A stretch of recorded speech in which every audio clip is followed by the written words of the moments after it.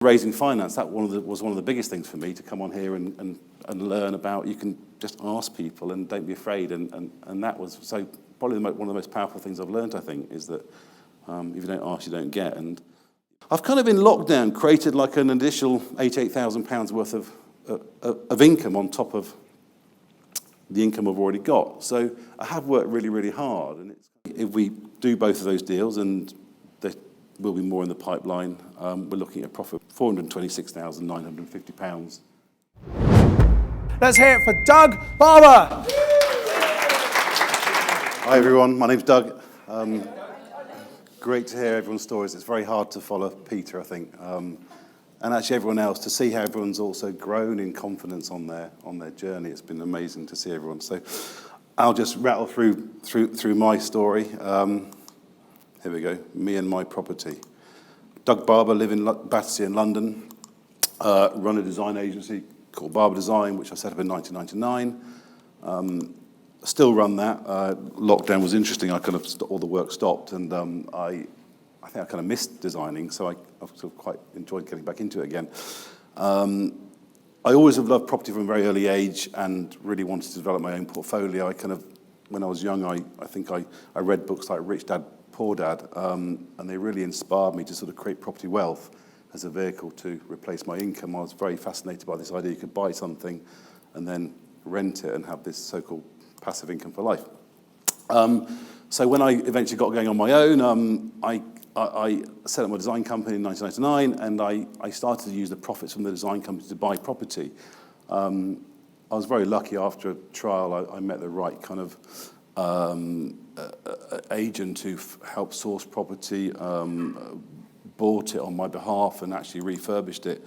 I didn't really have the time to get involved. I was too busy kind of going all over the world and working on projects. So I kind of let that sit there, and it ran and ran and ran, worked out well. And then over time, I built up this sort of London portfolio, and I got involved in HMOs. I moved out of London because the profitability seemed far higher going into HMOs. Out of London, you could buy something for 200,000 and, I don't know, rent it for 2.5 a month, as opposed to buying something in London for 700,000 and renting it for 2,000 a month. So it seemed to make sense. When I started, I mean, I now have sort of 70 tenants. Well, it's changed a bit since here, but I had 70 tenants. And the other thing I think is very fascinating, I've created sort of £6.5 million worth of property. Those are all mortgaged up. But the other big thing I think we may or may not forget is that actually if you buy something over long term, I mean, no one knows the future, as they say, but property has historically doubled in value every 7 to 10 years. So if you buy something and it kind of washes its face, if you don't necessarily need the money, long term it may well go up in value. And every year I have to get my properties valued. And, you look at that and you go, oh, they've just all gone up by 300 grand or 200 grand or 100, the whole portfolio. And you go, that's kind of money for nothing. So if you sit there long enough and wait 10, 20 years, you can create an enormous lot of wealth through just buying property, and as long as it washes its face, you've got a long-term kind of investment, which I think is extremely powerful. And the bank will lend you 75, 85, 95% to buy that property. So I'd reached a certain crossroads in 2018. I'd kind of done all this myself and just read books, and I was quite keen to go on a course. And I looked at a few and spoke to Simon and was convinced to come on this journey.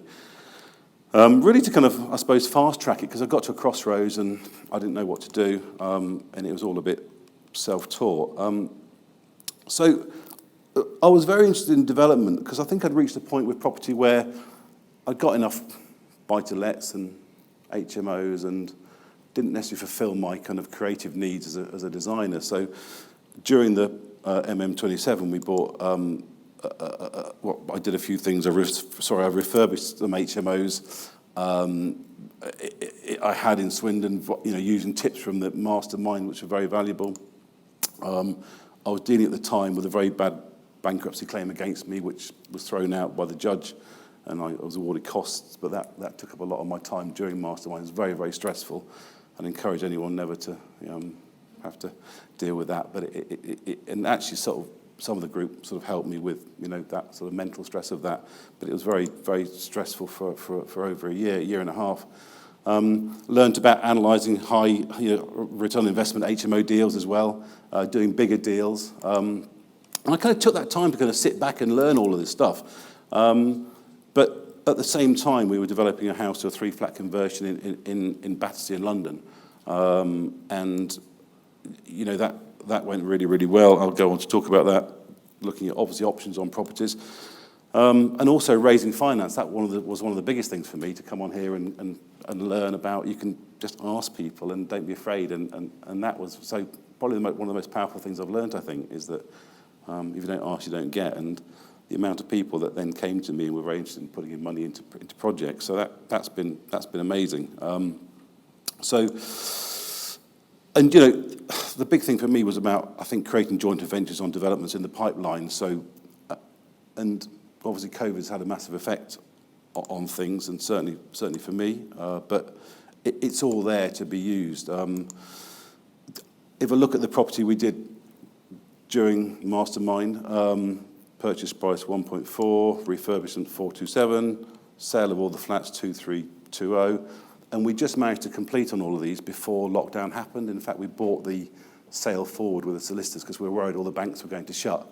So we managed to just get them all away before lockdown happened. The profits were 410. I'd put money into this deal and done some design work on it, but effectively, what's interesting, probably my total time on this was probably 3 or 4 weeks worth of work. So if you look at your, you know, return on investment, it's probably 25 grand a week or something, which is great. 34% return on capital invested. This is a property I own. I was looking to develop this from a 2-bedroom flat to a luxury 3-bed flat with a roof terrace.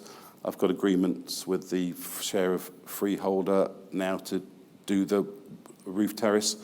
I need to get planning on it yet. It's with COVID, I pulled away from doing the deal. I purchased this quite a while ago, but it was, again, something that I'm interested in doing is not so much more rental. It's more about development, I think, for me now, and that's sort of been quite an interesting journey. There's some figures there.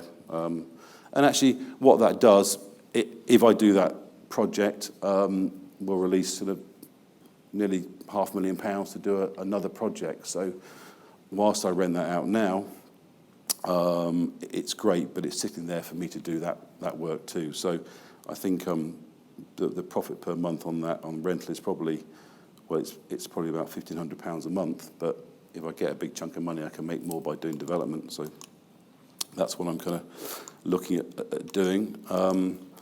So this is, again, pre-lockdown. Alan and I were talking about a project, a barn conversion that my father-in-law owns, and nice to see you come back to that. Again, for various reasons, we stopped doing that. We were looking at an auction property again. Didn't do that because of lockdown. Converting a 4-bedroom HMO to an 8-bedroom HMO. Couldn't really get planning on that to do that. 6 beds fine, so 8 bedrooms. So I didn't do that either. So there's lots of things in lockdown I didn't do, and I think that's partly on this course. It's quite interesting because, you know, without that momentum, sometimes you end up pulling away from things. What I am doing is getting planning for an advertising board to the side of a property that I own with a sort of £6,000 income. So looking at properties that you've got and saying, can I rent the garage separately or can I get advertising on it? Suddenly you can generate a fair bit more income, and £6,000's a nice holiday. So what I have been doing in lockdown, I've been pretty busy. We refurbished 3 properties. Quite a few tenants handed their notice in and left and went back home to live. As I said earlier on, I've refurbished properties in quite a sort of a worrying period, and actually created kind of a bidding war whereby people are so keen to rent them that, you know, it's unbelievable, and actually increased the rents by up to £10,000 on those 3 properties a year. So that's over and above what I was getting before, but actually it's an increase in income. I've switched my Swindon portfolio to 3 different agents. One of the agents, the agent I had, was looking after them all, and it was far too much in one bag. So I've been out, interviewed lots of other agents, picked 3, and one specialised in the charity sector, one specialises in the rent-to-rent, and one HMO. So I've refurbished 4 properties in Swindon in lockdown, transferred these to a charity on a 5-year deal. So they've taken them off my hands. I'm getting as much rent as I was getting for the HMOs, but there's no bills, there's no maintenance apart from the roof or the windows, but literally they're hassle-free for 5 years. Those houses will now generate a profit each of 12 grand a year with no bills after the mortgages, so that's sort of 48 grand, going from houses that were half empty because of COVID and people have left, etc. So that's a good deal from my perspective, and also no hassle for me, like no phone call, no bills to pay other than, let's say, the roof. I've converted 2 properties in Swindon into a single let property, just because for me, the HMO route's quite a lot of work, even though I've got agents, and actually what I'm after is more time and more sort of space.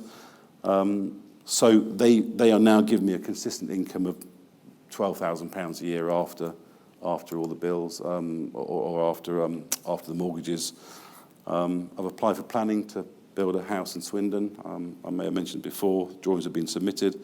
They got turned down, sadly, but we've resubmitted those with some changes, so we're waiting to hear. If I sell that with planning, the land could be worth about 70,000. If I build it out, circa 130 profit. After building it, I could then remortgage it and rent it, with around £12,000 profit a year. But I don't know what to do at the moment. I mean, Peter, I might have to talk to you about that. I've never built a house before, so I'd like to do it, but anyway.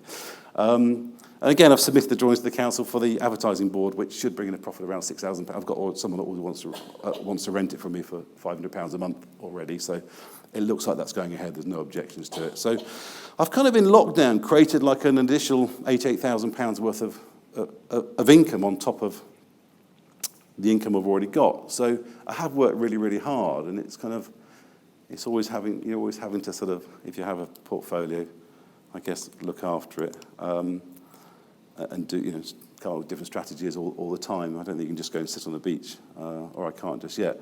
And all our development work we were going to do in London went on hold in lockdown. We decided that, let's just wait off and see what happens with the market, see where it goes.